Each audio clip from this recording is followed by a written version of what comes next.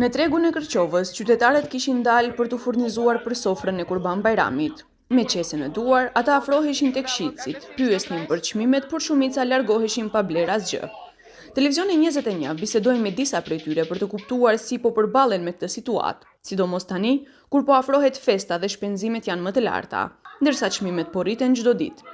Sa i përket blerjes së mishit dhe kurbaneve, qytetarët shprehen të shqetësuar. Sipas tyre, çmimet janë shumë të larta dhe të papërballueshme për shumicën.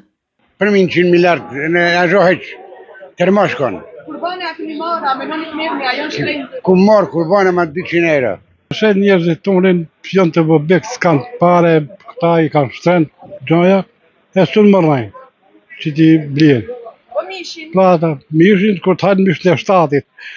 Ne, kur të hajnë mish, po të nga shtati, ja. Unë i mërrajnë vetëm, po, për vete, një. A me qenë me familje nuk jonë, pak jonë.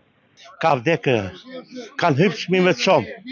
100 herë ronja, ma që nuk shumë zafmeta, Me punu është lirë, me më punu janë çmimet janë pak si të larta.